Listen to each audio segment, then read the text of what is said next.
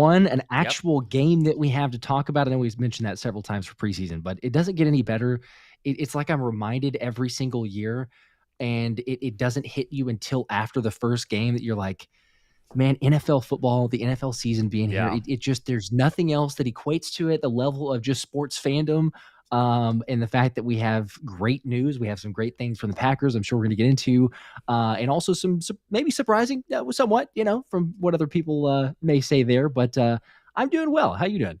Doing great. Doing great. Yeah, like you said, ready to talk about actual football, ready to get into the news today. We had both coordinators in terms of Fangio and Kellen Moore talking to the media, one of which is very vague, one of which is extremely honest in Vic Fangio. I love the fact that he just says it as it is, and we'll obviously go ahead and start there. Welcome people into the chat. Philly Don is already throwing up a $5 super chat. He's got some important stuff to say. Evening, Let's go. everyone, go Birds. Let's run it. Will Hunt be active this week? And I'm going Barkley 150 AP yards again this week. We do not know about Jalix Hunt. We don't have an update there. I don't think he will be, but that's just my guess. And so obviously we'll have to wait and see as we get closer to Monday night. And 150 all-purpose yards for Saquon Barkley against the Falcons. Josh, yay or nay? What say you?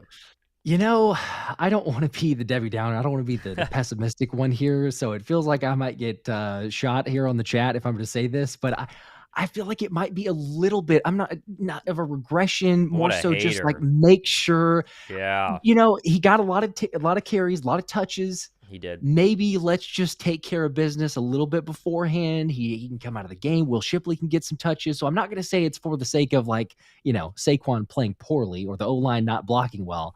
I'm just going to say less than that because he's not needed. Let's save him for, the whole season for later on down the line. So I probably will say under. I know that's not going to be a favorite thing to say for Saquon, but that's where I would go with it. Appreciate the 5, Philly Don. Also, Michael Heff saying, hey, Josh, first live show in a while. Let's go.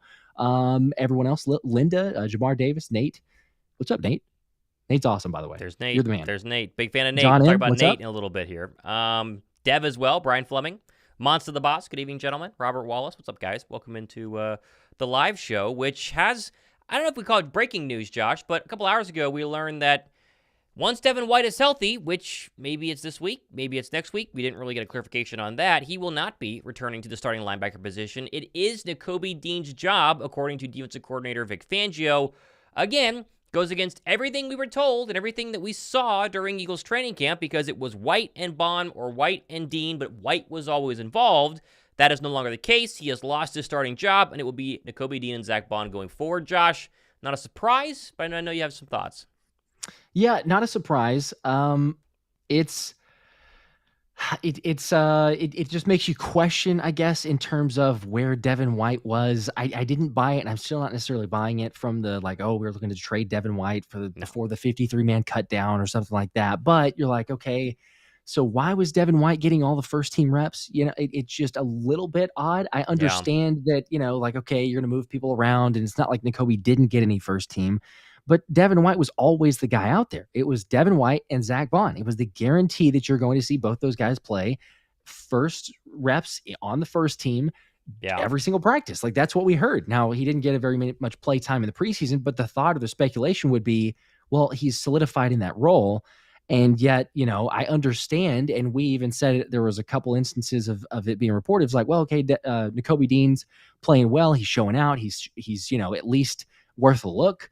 Things like that. But then again, it's kind of an odd situation with Devin White where you go, okay, there's the ankle injury that popped up, but then Vic Fangio does confirm it officially. He's like, no, Nakobe's the starter. It was already sealed that way. So I've heard and seen takes, and I understand the line of thinking here. I disagree with it, but I've seen takes of well, yeah, but Nakobe was coming back from the injury, and he wasn't getting inserted there as quickly, and all this other stuff. So he played more reps than Devin White did. So it's a moot point in terms of was he held back because of the injury? Yeah. No, he played more snaps. He just played second string and third string a lot more. Nonetheless, I totally understand if you make the case of saying, hey, Nakobe Dean should be out there over Devin White based on the limited sample size and what we've seen. I'm not concerned about it, but it's just a little bit odd, but it is official, and Vic Fangio confirming that. So now we know if there were any doubts, of any questions in people's mind, it's Nakobe Dean and Zack Baun. It's a guarantee lock. Those are your linebackers. Well, the good news is that they both looked good, right? This conversation Sure. would be very different if one of them or both of them struggled like I think a lot of us kind of thought they would. In at least the first game, one of them hasn't really played linebacker at all. The other's been injured and really underperforming throughout his entire career. And yet, here we are. Nakobe Dean looked like the best linebacker we've seen him be, maybe his entire NFL career. Well, for sure his entire NFL career, but maybe his entire career playing the game of football. And Zack Baun is the best player on this defense, statistically, at least in the first game. I know he's not better than some of the secondary pieces and Jalen Carter, but he was that good. I mean, 13 tackles, 2 sacks, bunch of TFLs. He led the team in basically every major defensive category. He was incredible. And so I think having Devin White in this roster is going to be a good thing for depth because you never know in a 17-plus game season, depending on how deep you go in the postseason, who's healthy, who's not, who goes through slumps. I wonder where Devin White's kind of thoughts are right now. Is he, because this was kind of the thought process in Tampa Bay. He got benched. It was more so he didn't really want to play because he was upset. Is that going to be a similar case? All we heard off season is that he's revitalized his career and everything's different. And so there are question marks there, but it's just good to have a lot less question marks at the linebacker spot going into this entire season. Like Josh, you and I said, the big question mark is linebacker. Secondary is going to be really good. Pass rusher, we'll talk about, should be pretty good. Obviously, the wide receivers and the running backs and Jalen Hurts and the offensive line, second highest graded according to PFF overall, at least against the pass on, almost a week now from last Friday. Everything else is fantastic, but we wondered about the linebacker spot, and so far, one game in, big asterisk by all of this, it seems pretty good. It does, yeah. And that's the promising part to it. Again, we were hopeful. I think there's a lot to like about Zack Baun, and we were talking about it a number of times and trying to, spread the word, I suppose, of Vic Fangio being optimistic in a Zack Baun, but you still hadn't seen it, right? Like there's a reason you would think or assume like the New Orleans Saints had not played Zack Baun very much. He had very few snaps, so all of a sudden, and Fangio talked about it today in the press conference, but he's like, yeah, I saw things like I predicted or projected it based on some limited sample size that I saw of Zack Baun that we felt that he could play off-ball linebacker. And lo and behold, we saw that in a really good fashion, really strong fashion on Friday night. Now, it's just one game, so the hope is, can he keep that up? Can he do it day in, day out, week in, week out? Are we saying the same thing about him in, the middle of the season that we are now? Who's to say? He's obviously got to keep this thing up because, we can even think back of, and I'm not saying this, that there's a little bit of difference here, but still, like Nicholas Morrow through the first, 2 weeks, 3 weeks was one of the higher graded linebackers. I still take those with a grain of salt. I know most people do, but I'm like, all right, let's not go overboard. But he also didn't have a 15 tackle, 2 sacks, 2 tackles. So there's a lot to like for what Zack Baun was doing. And I think there's the difference too of like, the physicality, the intensity that you see from Zack Baun, that it's like, even if he didn't put up all those numbers on the stats, you would still, I think, look at that performance and go, man, he was just flying around the field. And that we just didn't have that look last year for the vast majority of the game, certainly towards the tail end, but really the vast majority of it. So, it's promising, optimistic. I'm curious to see, does Devin White play some? Fangio talked about a linebacker by committee. It seems like this thing is transitioning towards just your 2 linebackers, but does Devin White work his way in situationally, occasional other times there, or is it just a somewhat luxury to say, well, you signed a guy for what, $8 million? Okay, you ride the bench. If there's an injury, we hope not, but if there is, then there you go. You insert yourself and you get to play. Try to win the job back, I suppose. Pimp Juice with a 2. He says, will Avonte Maddox be a rotation player by week 4? I think based on what Fangio said, DeJean is still not ready. He did play very limited snaps on Friday's game, he did play on special teams, a little bit on defense. But I think by week 4, the expectation is that DeJean will get a lot more of those kind of nickel hybrid safety reps, depending on what defensive package you are in, over Avonte Maddox, who did seem, learning a new position or a position he hasn't played a lot at safety so far throughout his career. Didn't look that great. He was the person mainly picked on, especially by Christian Watson down there in the red zone. And so I don't want to, bail on Avonte Maddox because, again, he provides incredible depth if that were to actually be an issue. But based on where we're at right now, I don't see him getting a ton of reps. I do wonder, though, Josh, Quinyon Mitchell didn't play a single snap in the nickel. I think the entire game on Friday. He was all outside. We thought that, in a base defense, it'd be Quinyon. in a dime defense. He would then go to nickel with Maddox, and they put Ringo on the outside. Ringo virtually didn't play. I assume, we don't know right now, that Isaiah Rodgers is going to go ahead and come back. We need the official injury report probably coming out later on this week to give us an update. But when that happens, Quinyon, inside, outside, is going to be a big storyline to watch, especially against a Falcon team, which we'll talk about, struggled in week 1. They have weapons, though, and so you want to make sure you don't kind of look bad against what it should be a very winnable game on Monday night. Yes, and especially we add on top of that the fact that Kirk Cousins, it's just a guarantee you're to play Kirk Cousins second week of the season primetime game. I don't know what's up with the scheduling there. It's weird how we keep on playing him, but I'll take it in primetime because the record and the history shows that should be promising. But I'm with you, yes, because you have to have these guys show up, and it's going to be interesting. I would lean towards, I feel like, and this is not any inside information or anything, but I feel like Zay's going to be okay. Like, why would you make the trip? We had this whole conversation, difference of Devin White being there versus Zay showing it to Brazil, thinking he's going to play, hoping he can play. He has a week and a half since the game to get right. I would hope and assume that he does. And if he does, then the natural inclination is, okay, he's not going to play slot. He said it many times. He's not a nickel cornerback. He's not going to do that. So as great as Q was on the outside, I think that Fangio's comment to today as well as being asked, like, hey, why did Q go to the outside? Why was Devontae Maddox moved to the nickel? And he said that we felt like that was our next best alignment with Isaiah out. And so that's kind of telling as well to go, okay, well, if Isaiah was there, then it seems to suggest that Isaiah would have been on the outside corner and then Q would be on the inside. So I don't think that will change. Could be wrong. We'll see. I mean, Zay could come back and, Fangio might look at the tape more or see something in practice and be like, you know what? Let's just keep it. Let's keep Q out there. Whether that means DeJean comes back in quicker than expected and you say, well, let's just go ahead and throw you out there against Atlanta. Maybe. But my guess would be that we'll see Zay on the outside, Q on the inside with a nickel. If you go to some sort of, a different package, you might see some flex situations. But ultimately, I think that we're going to at least get a look at Isaiah Rodgers. And then, depending on one game, they may change things. But it feels like that's the direction this one would be headed.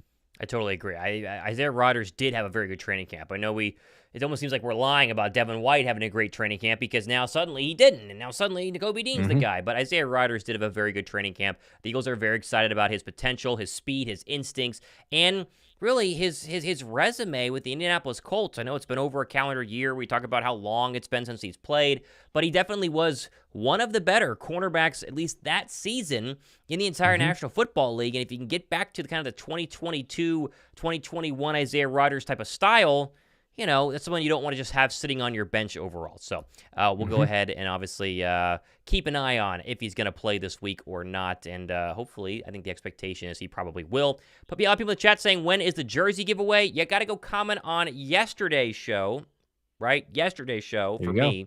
And then I'm going to pick it and do it on tomorrow's show. So if you haven't commented, you got to get in on that as well. So it's sitting right here if you want to see it.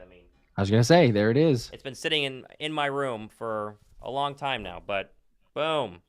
Tomorrow, somebody's going to win it. So very exciting. And then I assume by the end of the week, Josh's helmet will be given away as well because we're at 74.4 or something like that. So it's very close. We're getting close. We're less than 700 subs away. So Isaiah Rodgers helmet, the LaShawn McCoy other side, the LaShawn McCoy one is gone, so that one got shipped out. But they're waiting on Zay, so 700-ish, a little less than that subs, and it'll be shipped out. I'm gonna have to get another helmet now because I've gotten so used to having something on the side that it looks like it belongs. So I don't know. We'll go with a different one, I suppose.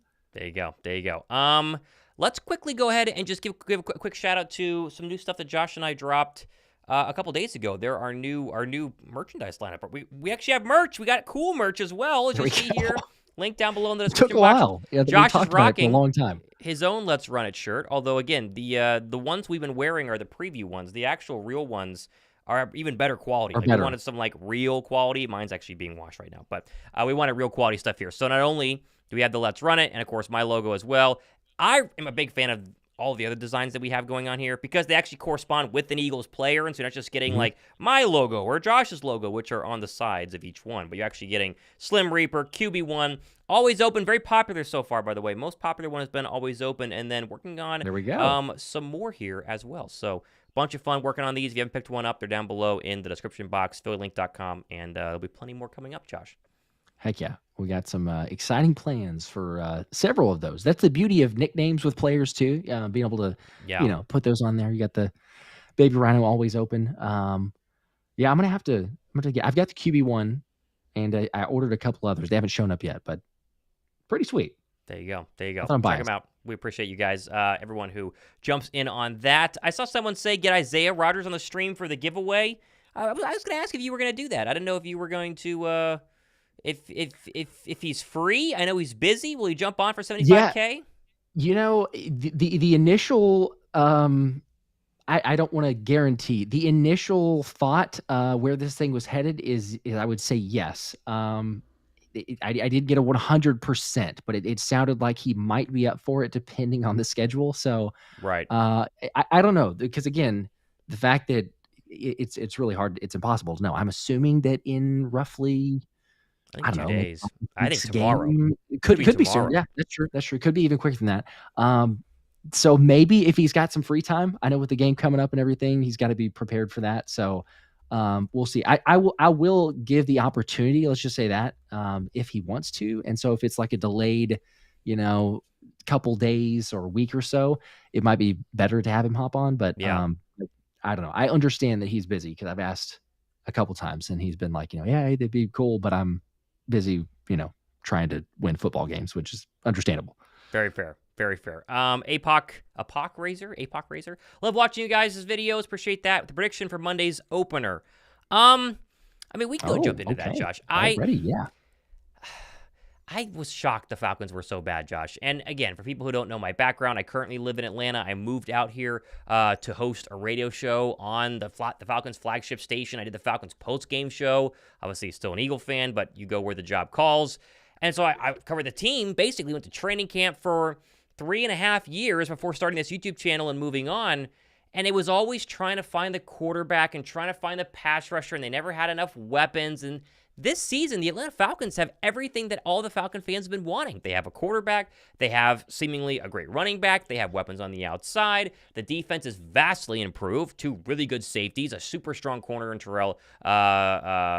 Terrell, Matt Judon, Grady Jarrett, and yet they laid an absolute egg. A terrible, terrible egg versus the Pittsburgh Steelers. Now, they didn't give up a touchdown. Sure. They gave a bunch of field goals, 5 of them to be exact, which is solid for the defense.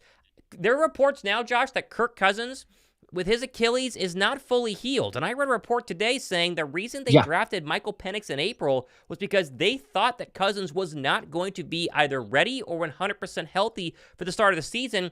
And now we're getting, full in-depth post-game analysis that he took his least amount of movement ever in the pocket. He's not driving off of that injured Achilles leg.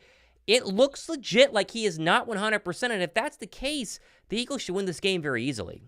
Yeah, they really should, especially you want to see more from the pass rush. We talk about the Brazil, the field, everything there. So it's going to be good to see what does this pass rush do on a level playing field, so to speak. But yeah, like I've seen the same things. You go back and you watch the game for people that were watching it live, or you go back and look at some film of it. Kirk he looks very tentative. He looks like he's not confident to drive off of that back foot. They had he's not good in pistol alignment. I'm sure you saw the same stats and analytics on it, but they ran the pistol quite a bit whenever they were doing run plays, and it was a tell to the Steelers. They're like, oh, they're in pistol. They're going to run the football. But the reason they did it is because Kirk couldn't get under center. Like, they were afraid he would not be able to get the ball and run back there to hand it off as quickly. So, hey, you just line up in pistol, take the snap, and you hand it off here. But you're like, okay, well, if you're going to just telegraph it to the defense, then they know exactly what you're doing. So you're right. The offense did not look very good. Not a lot of promise there. TJ Watt is TJ Watt, so he was having a good game, as were a lot of the Steelers. But yeah, it's a very weird situation there. I don't know. You make risks, or you take risks on players of projection, I suppose. But when you pay Kirk Cousins that type of money, whenever Penix was initially drafted, it's like, what are they doing? Why Yeah. on earth are you drafting this guy this high when you've got your quarterback supposedly? But if that's not the situation with Kirk Cousins, then, hey, good for him because he keeps on getting guaranteed money and tons of contracts that he signs. But he does not look full. He does not look fully 100%. He does not look right. And that I can't imagine changes in a week's time. So, if you're the Eagles defense, you got to be loving it. If you're watching the tape, you're thinking, all we got to do is put a little pressure on him because he's certainly not escaping anybody in the pocket. But you're also going to put a little extra stress. If you shut down Bijan, then the game's a wrap. Like that's the main key right there. Just don't let them run the football. You're good. Yeah. Yeah. No, that's the thought process. The other weird part of the old Falcons situation is they didn't play Michael Penix, but a couple of drives in the first preseason game, and then they sat him. So if they knew that Cousins was either not 100% or he could have some issues, why would you not give your rookie quarterback as many reps as possible? That way he could be ready to go whenever he comes in. Doesn't make sense, but whatever. I do want to say that one bad game from that Atlanta Falcons team last week does not officially confirm they're going to be bad this year. You need to see multiple bad games in a row. Totally. The hope is that they play us and they give us another bad game. Eagles win 31-10, 31-17, whatever the number is. But that team is still very talented. And that defense, again, has two of the most ball-hawking safeties in Justin Simmons, and I'm blanking on the other one right now, the guy from Cincinnati, what's his name? Jesse Bates. Yep. Who are great, and they can turn the football over. And we talk about Jalen Hurts and turnovers here in a second, but that's still a very good defense and one to respect. And so I think the Eagles are going to win, but I want to make sure the Falcons are bad before I go, oh, the Eagles are just going to crush them. I do think, though, Josh, as we can move into Bryce Huff here, this is a big game for Bryce Huff. And I saw a lot of people in the national media, local sports radio today. They're really saying that the Eagles officially have a bust in Bryce Huff. And obviously, Vic Fangio's comments today, for those who didn't see it, I'm sure Josh will have it on the show tonight. I'll have him on my show tomorrow. They weren't great. They said he needs to basically prove that he deserves more snaps than the Nolan Smiths of the world, the Brandon Grahams of the world. And a lot of people are jumping ship on the guy. It's really hard for me to do that just yet because I truly believe those field conditions were so bad last week. It's almost impossible to judge pass rushers, right? Well, Nolan Smith had one more, quarterback pressure than Bryce Huff, and he had a couple more snaps.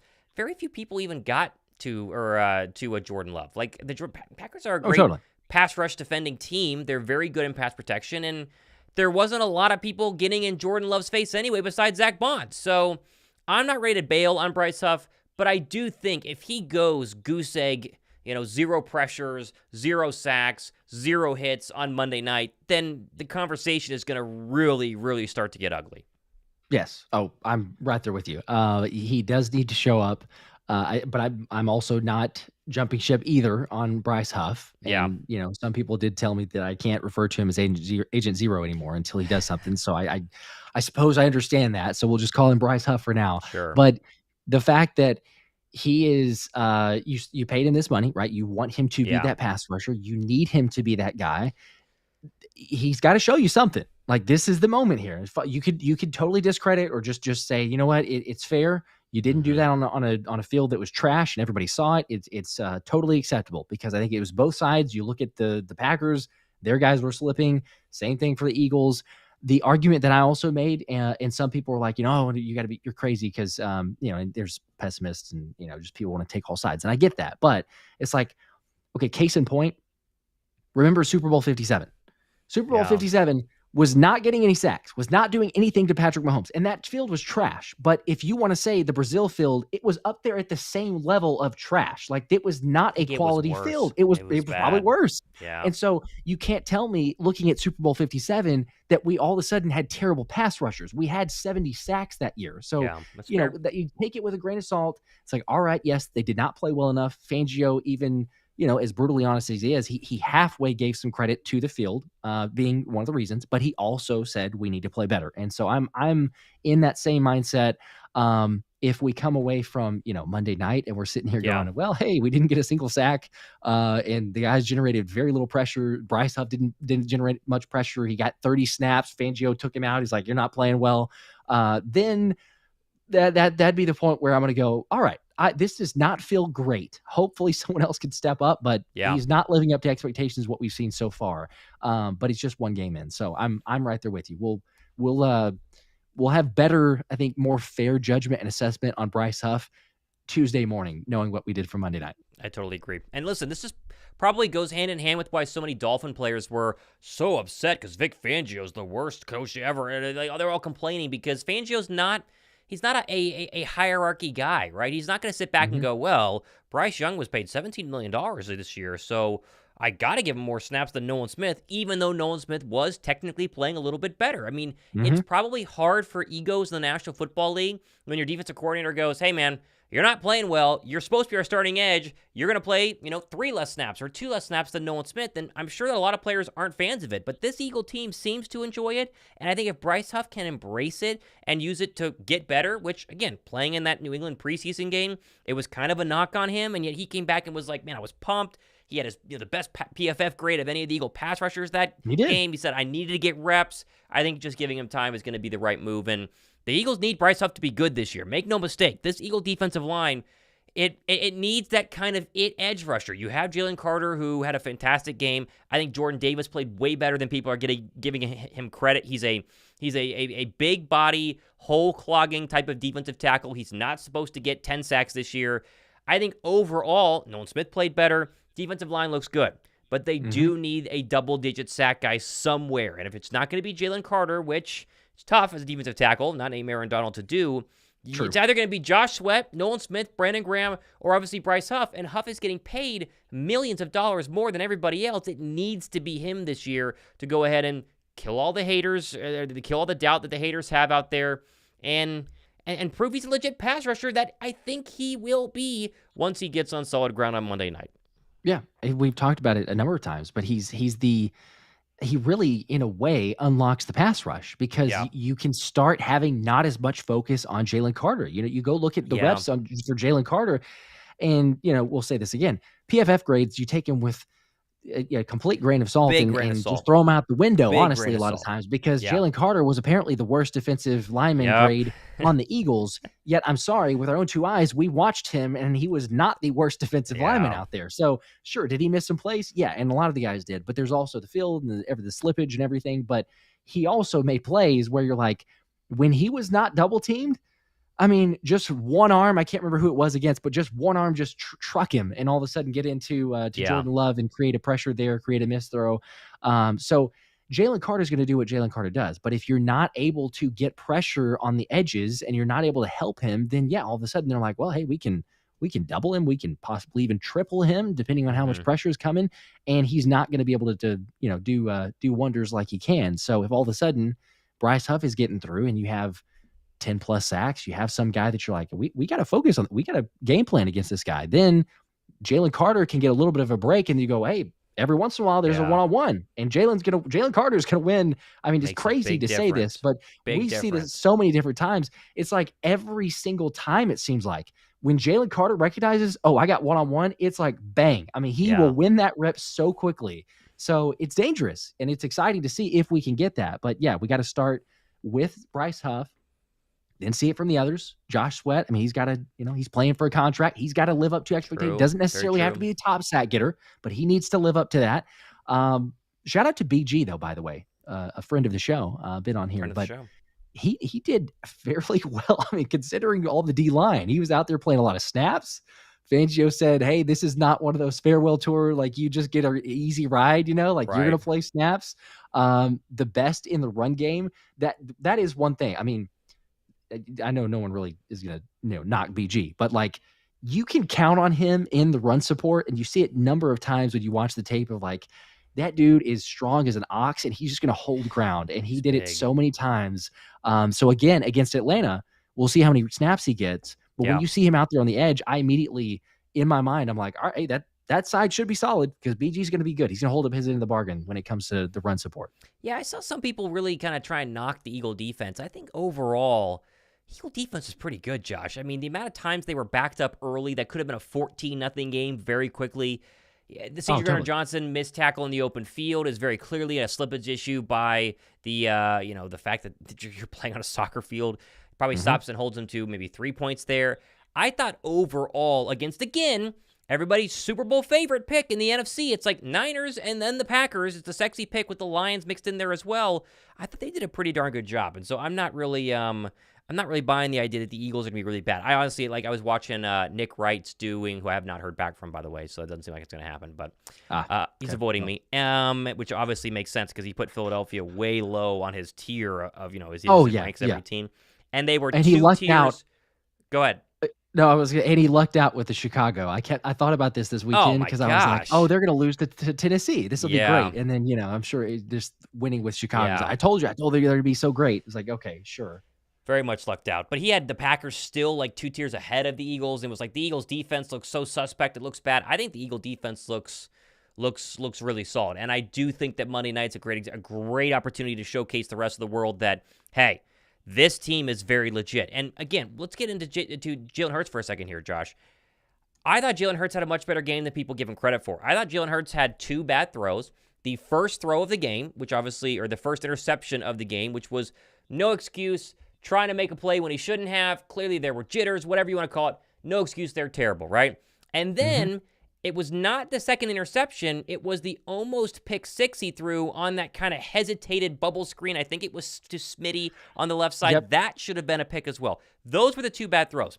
And again, I got ripped for this for saying on my show 2 days ago. Take away those 2 throws, and Jalen Hurts has an A- night. Like, it's a really, really, really, really good night. Extremely clutch on the end of the first half and the end of the game, moving around the pocket well, throwing to the left side of the football field, accurate across the middle, finding Saquon in the corner of the end. Like, he was really, really good minus those 2 plays. And so I think Monday gives you a chance to show the doubters that the defense is a lot better than bottom 10 in the league, right? Because I think right now some people will still say, well, they're probably the 21st best. Like, if you had to guess, I think they're probably the 12th best defense right now. I think overall they might be as close to the top 10 as the weeks go by. So prove that they are that good.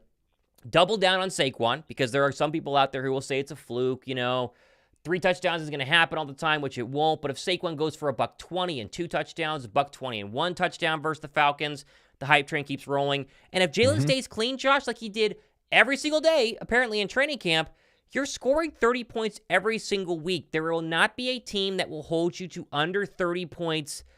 I can't see on this schedule unless it's Baltimore or, I don't know. Take your pick, right? They're going to score a lot of points, and I thought Hurts was a lot better than people were really giving him credit. Yeah. They will definitely they'll score a ton of points because it was coming away from that game. And again, it's understanding we're both there as far as like it's just one game, but one game.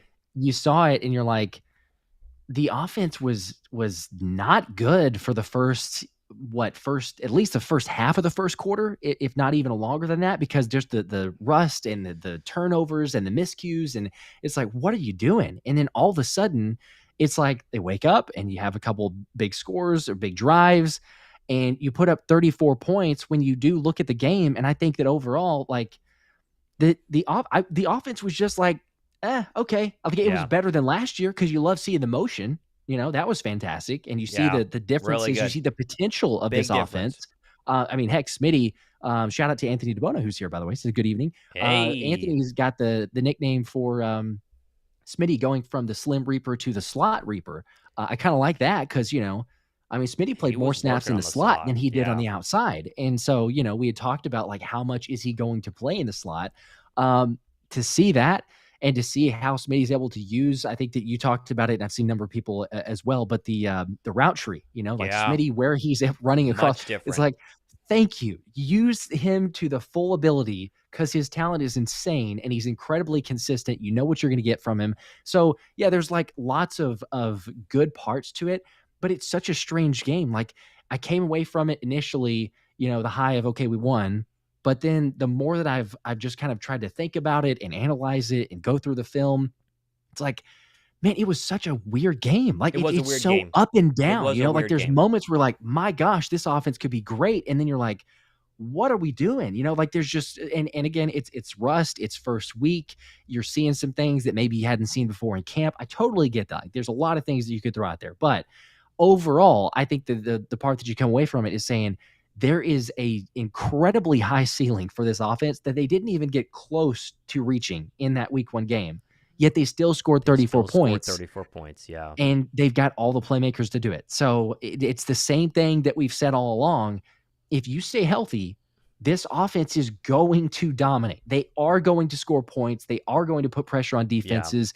Yeah. And I mean, it's going to be difficult for people to stop them. Heck, we also talk about, I mean, the O-line's got to get their praise, but Mekhi Becton, man, you know, Thomas, we talked about it a number of times with like, what is he going to be like at right guard? I know. And oh my gosh, like talk about a debut. It's great. It's incredible for the run game and the pass game. He was built to play right guard, and it's crazy because he's built to play left tackle. That's his, you know, original position. It's where he should be, and yet he just feels, I don't know what it is. He just feels right in Philadelphia. Kind of an underdog, comeback kid. Everyone doubts him. You're saying he's a bust. He's washed. Got to play a new position. It's going to be too hard. Tyler Steen's already there. And then, boom, he just, you know, does what I guess, you know, he does best. And that's to be a massive body that moves people. And he created a lot of those running holes for Saquon Barkley, including that jump cut kind of touchdown. I think it was the second one. Yeah, the second, because the third one was the close range one. But that was all Mekhi Becton. And then it was creating the hole, jump cut, burst from Saquon, who looks unbelievably fit right now. He told us that he's, you know, the healthiest he's ever been. He is 100% from the eye test. So very excited about what he looks like. And again, I'm excited about this Eagle football team. If you lose that game against the Green Bay Packers, you're feeling bad and you're ripping Jalen Hurts and you're saying the defense got gashed a little bit here and there. But the fact that they won it, and then you go back and watch the film, Josh, and you go, like you said, a lot of weirdness, a lot of up, a lot of down, but so much more good than 2023, right? And we were winning games by the skin of our teeth. Despite poor play, despite turnovers, this against felt like poor teams too. Against poor teams, right? This felt like a real litmus test win for a week 1 game to kind of go, are we different from the last 7 games last year? And I think it was a yes, because you're not winning that game last year, right? You're in the fourth quarter. That football team last year loses that game, and the fact they came out and won it, I think is a big deal, and I'm very excited to see what they do against the Falcons. I think it's a fantastic test. I suddenly am a lot more worried about the other NFC West or other NFC South teams you're going to play in week 3 and 4 with the Bucs and the Saints than I am with the Falcons, just based on week 1. But man, it's early, like Anthony DeBonis said. But Becton looks very Brandon Brooks-ish out there, which is what he said, and Brandon Brooks is about as good as it gets. So I love it. Come on now. That's some high praise. We like that, because Stout was saying Brandon Brooks and the comparisons for Tyler Steen for a while. But if Becton wins out, which he did, you know, wins out against Tyler Steen, then that's also saying something. You got to like what you saw. The fact that 70.7% in the slot for Smitty, as Anthony says, previous NFL career high was 56.8 in a single game. Isn't that crazy? It's insane. But then also the motion, you know, like it goes hand in hand. He's playing in the slot. The motion that we saw, it was 66% of the time, you know, and it was one of those where I expected to get a little bit more motion than what we'd seen for the Eagles. I'm not sure I expected to get the 66% motion from Kellen Moore, but it was such a breath of fresh air. And it was. You know, some of the plays, I'll give it to you. People have said this, and I totally get it, because I watched the film and I've tried to be like, oh, okay, well, you didn't get too much there. Some of them, it didn't help at all, right? Like, and maybe it did a little bit. You could say, okay, well, you're going to get a tell from what the defense is doing, but you see it, and you're like, well, okay, that play didn't amount to anything. But a lot of the plays, you go back and watch when that motion occurred, and it's like, there you go. You either get a linebacker to move out of position, you get a corner to move, you got a safety show where they're at, you get something that Jalen can recognize pre-snap, and then all of a sudden you set it up to be able to take advantage. And that's what you saw. I mean, the numbers say it, the game itself, you watch it, but Jalen was 15 for 21. Can't remember what the exact yardage was, but 15 for 21 and, a touchdown, or I think maybe 2 touchdowns, versus whenever he did not use motion, and it was like 5 for 13 with 2 interceptions. It was terrible. Like, no motion resulted in that same stagnant offense. So 100%, if this was last year, we're not winning that game. The offense would not carry you. Even all the playmakers that you have, they're not going to carry you. And then also, you know, we mentioned motion, Smitty in the slot, the separation that he was getting too, you know, like the receivers being open. He had, like, I think it was 4.5 yards of separation for target separation. It's like, when was the last time? Because that was the knock on the team last year. We're saying like, man, Jalen has to throw in these incredibly tight windows, and he had a couple of those throws, but it's Kellen Moore making things easier for Jalen to first off see it and read the defense, but also there you go. There's your open receiver, and they are open. What a novel idea to get your best playmakers on the move and help them. So it's not just, hey, you're lined up against the cornerback, you're double covered. Go beat them. Go beat them because you're an all-pro or you have all-pro potential, and we'll figure it out, right? Like instead, you're using them in the best way possible. And that's why I say we come away from it. There's lots to clean up. There's areas that need to get better, need to be more efficient. If you play this way in the playoffs, you probably get beat because teams will be better. But every team, I mean, go look at week 1. I was sitting there watching it even on Sunday and a Monday night. I'm like, well, it's week 1 in the NFL. It's sloppy. There are so many games. There's hardly any teams that you look at and you go, everybody they're really Super Bowl sloppy. ready. They're solid. Everybody I mean, unless you want to play the Carolina Panthers every week. The Saints looked fantastic, but do we say, are the Saints that good or are the Panthers that bad? So it's like, come on, it's 1 week. It is okay. It's okay to be optimistic. I'm not trying to go overboard with it, but we're in a good spot. I totally agree. I think most people would agree with that. I know, the ifs and buts always pops up with Jalen Hurts. He should have thrown more picks, should have thrown less picks. I think he had a really good game. And Anthony DeBona makes a great point. We both touched on this on our shows earlier this week. Hurts was, all caps here, elite against the blitz in week 1. Only Baker Mayfield and Jared Goff had better numbers against the blitz. 6 for 7. He threw that touchdown pass. He knew where his hot routes were, Josh. That's the big key from last year where I think they really struggled, because it wasn't like the protections were always horrible, but Jalen would get blitzed and immediately run away from his hot routes. Like they would have a hot route kind of planned over here to the right. So snap, A-gap pressure, just dump it off to the right. He gets snapped, and he'd bail left, and there's nobody over there. And you're like, oh my gosh, what are we doing?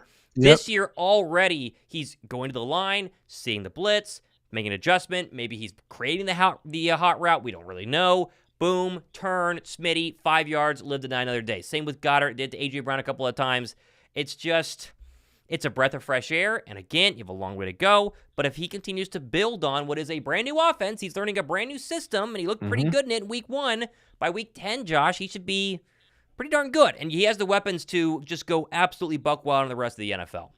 He does, yeah. And it's a difference of you have the weapons and you're putting them in a position to make plays, which, like you say with the blitz, that's the most dynamic thing there. I guess the biggest change because we saw it's like, man, okay, Jalen Hurts is not going to be able to have the answer here. And it's 1 game, but even in the sample size, you saw it so many times. He knows where that hot route is. And so I think that's one of the benefits naturally of that. And Ryan says Jalen looks more engaged with motion. He does. He looks more engaged. I love the idea. We both called it out on the live stream that Jalen was smiling. There were some moments where you saw some positive emotion from Jalen. I was like, my gosh, I don't know if I recognize that player. Same thing in the press conference. He's taking a dig at Jeff McClain. I kind of laughed about that because he's like, how you see that on Twitter? I thought isn't that a fine? It's like, but it's better because you can see. Yeah, he's kind of having fun with it. He's embracing it. Like there's a give and take and there's back and forth that happens with the media, with these interviews, with press conference. It all is a part of it.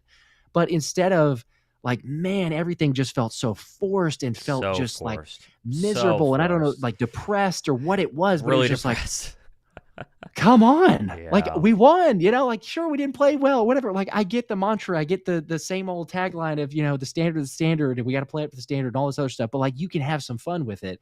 And I think that for me was also the big takeaway of he was laughing. He was having fun with Jordan Mailata after one of the scores. He gave a high five for the guys. 1 game in, but even in his interview afterward, I think it was Sal Powell that he was interviewing with. And, he's even joking there. He's like, yeah, it's a lot better to have a long flight home to get the dub than not, and he's just kind of laughing. But you didn't see that from him last year. So I don't know. I don't know what it is. Someone actually mentioned, I think he's engaged now. Speaking of the engaged with more motion, is he? Do you know that officially? I think he is. That may be another dynamic to it, I guess. Sure. Whatever gets him more excited, congrats to him if that is the case. But I will say he does look like a different person, not even like football related X's and O's, but you just see the leadership and that mentality from him. It's like, man, he just looks lighter. He's carrying himself in a different way. And that's always good to see. I saw a comment asking, give us a hot take on the Cowboys win against the Browns. My hot take is that the Browns are a garbage football team. I think Deshaun Watson is completely washed. I think his mind is elsewhere, if that's what we can go ahead and call it. And I don't think they're that good. I think they have a decent defense. I think their offense is extremely overrated. Most of their weapons are either injured in Nick Chubb or really old in Amari Cooper, and they have a nothing burger at quarterback. So I think that Dallas's win, I guess we can say is impressive. Maybe their defense is better than we thought, but we don't know anything about Dallas after that first game. I think you're going to learn more about Dallas against the New Orleans Saints this week than you did the Browns, based on Watson being extremely washed. Extremely washed. Excuse me. Super chat here from the guaranteed C4. money bowl. There you go. There you go. I was going to say that the 230 and 231. So Yep. Good for Dak and that organization. That's fantastic. Status on linebacker situation says C4IMMEQ. I don't know what the cap. I don't know what your name is, but I just read the letter. So Devin White, is he playing this week? We don't know. We didn't get an update on Devin White's health. We do know that if he is healthy, he will not be a starting linebacker because Devin White, from Zack Baun and Nakobe Dean played well enough. So that's the status right now. The status right now is we don't know if he's going to be healthy. I would assume he's going to be, I don't know, but we need to get, I think, tomorrow's practice, because where everything's pushed back a day because of the Monday game versus Sunday. I'm pretty sure we find out tomorrow the first injury report, and that'll be a really good indication. If he's limited versus being a non-participant, that'll be a really good kind of tell if he's going to be out there and play. For sure, yes. That'll be the first get-go.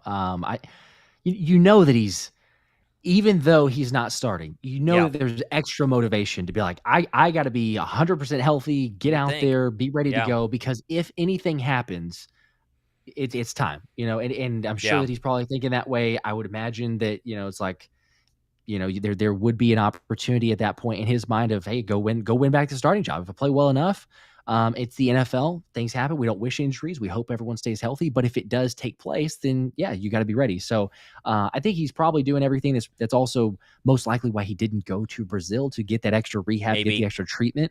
But we'll see. I think, I'm trying to remember. I think I said this on one of the shows, maybe the lives.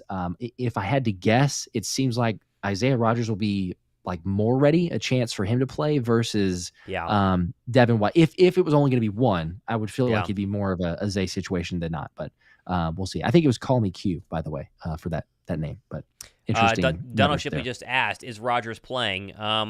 We don't know. We don't really ask that. Obviously Josh and Isaiah text back and forth pretty often. Isaiah was actually watching our emergency live stream whenever he officially was ruled out. And so he sent us a video of himself watching us because he's sitting in his hotel room in Brazil.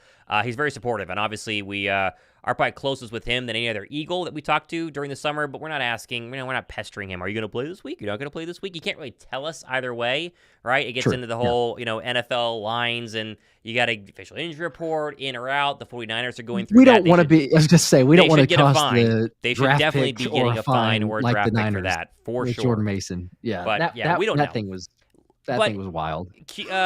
Rodgers did put out a pretty cool Instagram video, kind of like a come with me to Brazil TikTok sort of thing. And in it, it looked like he was prepping to play, had a minor setback, and should be back out pretty soon. So, it's worth that. Yep.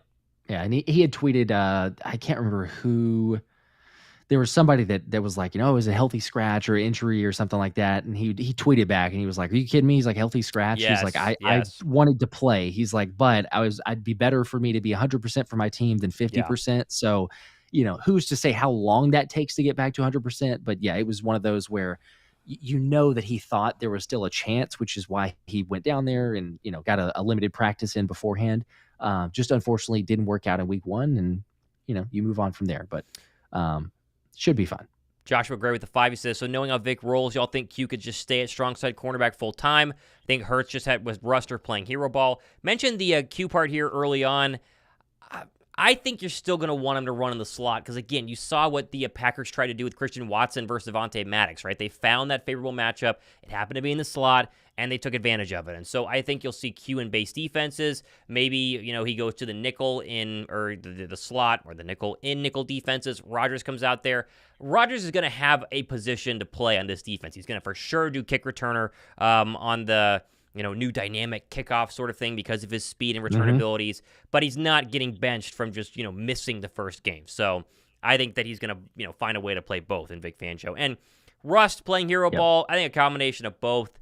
Jalen gets a little bit of hero ball complex in him every now and then. I think it's more to the fact that he has such hero receivers on the outside. He needs to get the ball too. I'd go a little bit of both overall.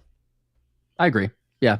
I think you hit the nail on the head there. Not too much else to add. I will say also, I guess, being in an offensive system, occasionally, I think Steichen was good, obviously, but the back and forth of Sirianni, and then Steichen, and then back to Sirianni, and then to Kellen Moore.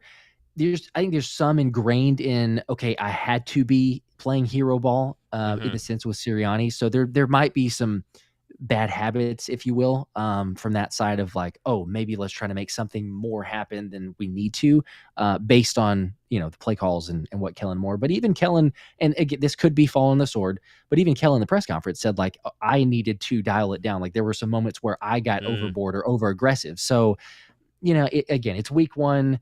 It's so hard to say. There's not anything to compare it to except for last season. So the only main takeaway that we can continue to say is like it's better than last year. Like there's promising aspects of it, and it's better than last year. But you don't know officially till we see a couple more weeks.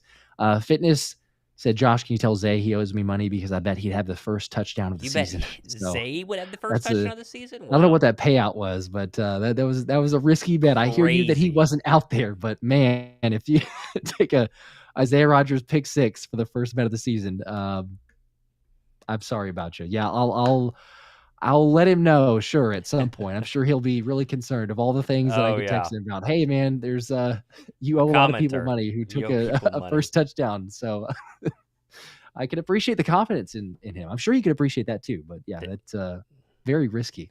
There you go. Also, shout out for those people who are just joining us, might not have seen it yet. Got some new T-shirts that we dropped, including Josh's Let's Run It he's wearing right now, and a bunch of other kind of superstar player-focused ones like the A.J. Brown Always Open one you see here, and which a lot of people are wondering, they have our logos on the side, which I think is absolutely awesome. So you can, if I could scroll down and actually, get to where this is. There you go. So you got Philly Special on one side, Toss Macho on the other, 3 different colors, and the quality here is really what we were going for. We tried a bunch of different T-shirts to make sure that we had like the actual highest quality T-shirts we could find. These were them. It's not going to be cheap cotton that you see in a bunch of other T-shirts from people making merch. So a lot of fun stuff here. Has anyone actually gotten one of these yet? Let us know if you're watching and you've ordered one down below in the comment section. Link is down below in the description box if you guys want to check them out as well. So if you one of you guys did, let us know. I was going to say, I saw some people commenting saying that they had ordered them. So there you go. I'm pumped to see people appreciate wear all the support.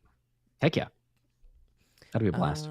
Let's see here. A couple more questions before we wrap things up. I see people who are talking about C.J. Gardner-Johnson. I thought he was good. I thought he was really good, flying around, high energy. We all talk about missing the tackle, which is an incredibly hard tackle on that field. Jalen Reed is running 1 billion miles an hour. It's crazy. So I'm not going to rip him for that. Having 8 back there is a massive, massive plus for the Philadelphia Eagles, and I think it definitely showed. Yeah, I agree. It's the mentality, the intensity, the swagger. It goes into. I don't know this 100% because you watch and I'm going to go with Q as the example, but you watch Q's highlight from Toledo, and there were moments where okay, he made a play. You might see a little bit of he was confident. I'm not going to say that he wasn't, but it feels like there's a bit of an extra confidence or an aura about him after coming to the Eagles and being like, all right, I got some guys around me that are, definitely going to kind of help build that. And with a C.J. Gardner-Johnson, he's going to let you hear about it. And so I think that you kind of saw that with Q. I mean, I was getting a kick out of the fact that we noticed it a little bit during the game with, obviously the Christian Watkins pass breakup, and he's letting him hear it early on. Yeah. But I didn't realize it until afterward watching the film. And one of the pass breakups where he's dropping back and then he comes back to make the pass breakup on not even his guy. He recognizes it.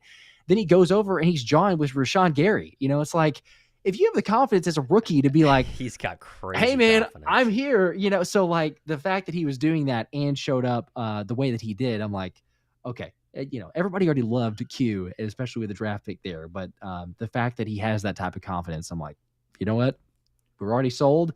There's your long-term outside corner, even if he's initially in the nickel. Long-term, he's going to be there, and he's going to be really good.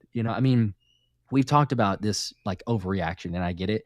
But Thomas, I don't know if you saw it. Merle Reese had said on the interview, he's like, he's an all-pro. He's like, he's not a rookie. Brian It's like, I'm Baldinger said the watching same Q. thing. I was gonna say, there you go. Yeah. Yeah. It's like you have it from a bunch of different people where you're like, again, it's easy to get overhyped with 1 week, but they've been around a long time, and it's still going to take some for them to be like, he's got all-pro written all over him. Just what he's done, the plays that he's made. So, yeah, I mean, how can you not like seeing that from your rookie player? Shout out Reed Blankenship, who got very little love, I think, even from someone like myself in my recap video. I think we just kind of glossed over how he was incredible. We as a secondary piece, you only want your name called when you do something good, or you don't want it called at all. And he basically was silent the entire game, meaning he wasn't getting burnt, he wasn't making mistakes, and then had a really crucial interception, which he really kind of baited based on the defense Fangio showed, because he was showing pressure, and they bailed out of it, and then Reed came up to jump the route.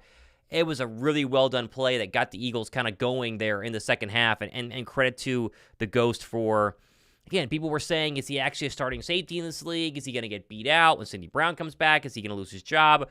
Reed can play. And listen, the Eagle players think Reed can play, and they love him. They think he's a leader. They ride or die with him. They're big Reed Blankenship fans, and I think he showed exactly why in last Friday's win. Yeah, absolutely. He's I mean, I think it was voted for the play of the game, right? The pick that he had, I believe that it was. It was a massive, turnaround, or at least a game changer there, because he makes the pick. It was just under 8 minutes to play in the game. So you get that. You already had the lead, but you're going to guarantee yourself in that spot. So it's like, all right, you're needing to make a play.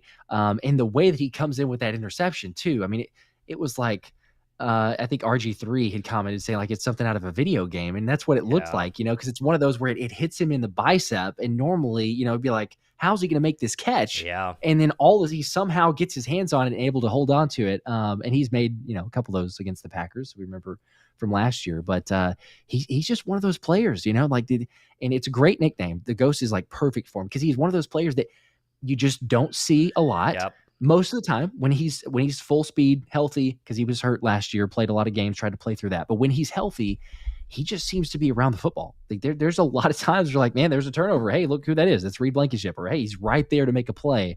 So I love it. There was not any, because we mentioned this a couple times throughout the offseason.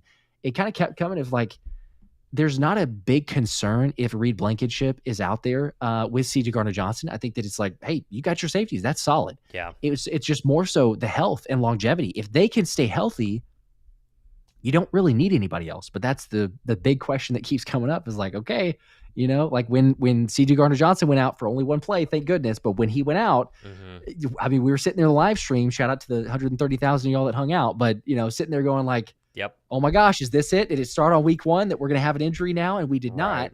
But it is a question to be asked. And I guess it's a good segue too, to briefly mention before we wrap things here, the Caden Sterns news, which was just, I guess, strange. I don't know. Cause it's, he gets signed to the roster, and Fangio and Christian Parker are like, oh, we like him, but he's not ready to play he'll be out for a couple weeks before we even get him on the field. Yeah. And then he gets cut for the 53-man roster, and then signs the practice squad, and then cut from the practice squad, and now back to the practice. It's just like, I can appreciate Howie Roseman making for the roster, but what on earth is going on here? He's just another body, I suppose, a little depth that you hope maybe he heals up better than 2 weeks ago. It's kind of odd.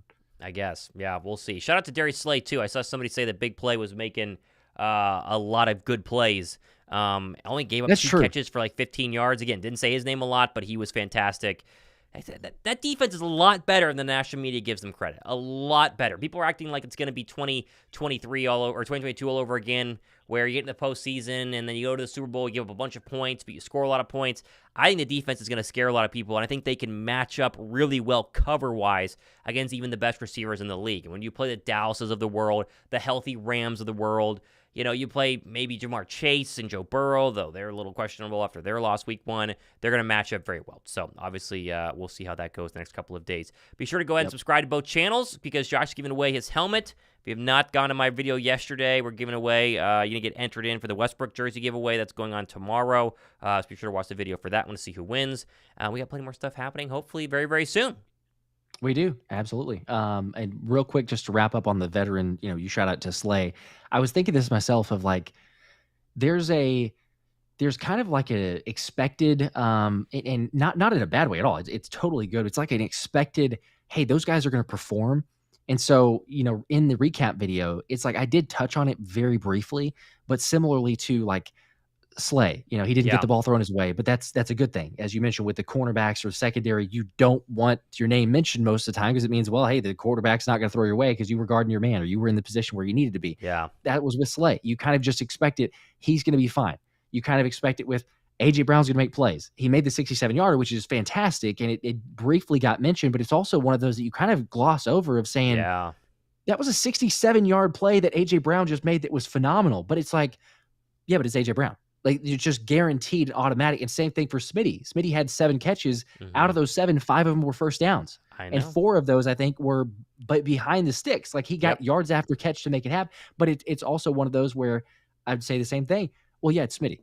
Like, it's just expected. So, again, kudos to them because they are great and they're that way for a reason. But it's so easy sometimes when we're watching it to just be like, well, yeah, that's what's supposed to happen because that's who they are. So it's similar there. Same thing for the O-line. We see the new guys, and it's easy to, say, okay, I'm wondering how they're going to fit into the scheme. So naturally, Zack Baun, phenomenal game, deserves it. But Zack Baun, Saquon Barkley, Mekhi Becton, Quinyon Mitchell, like all the new additions to this squad, you get extra attention and focus because, you, I, and everybody else are like, oh, how are they going to fit within this? But the OGs deserve some love too. And we try to give it as well, but sometimes you just overlook it because you're like, well, that's what they do and it's expected. There you go. There you go. All right, we're over an hour. We're going to wrap up here. If you guys want to rewatch the beginning, be sure to go ahead and obviously do that. Josh has a show coming out tonight. Excuse me. I have one coming out tomorrow. Be sure to check those out. And we will see you guys for our next live on Monday Night Football. We had 130,000, a little over, people tune in for our opening game, which is crazy. I mean, we were flying with the views. We appreciate you guys hanging out, and we will obviously be hoping for as many people to show up on Monday night. Philly says, when you giving the tickets away? I gave those away a couple videos ago. So the game tickets have been given away, and they were received and downloaded from me. So they have been given away on a previous video. Got to check out that one. So just a little FYI. More tickets in the future, though, as you should expect. More tickets coming. So for Josh Davis, I'm Thomas Mott. We sign off here. Hope you guys have a great rest of your Wednesday. Just enjoy the fact the Birds are 1-0. Right, Josh? They're 1-0.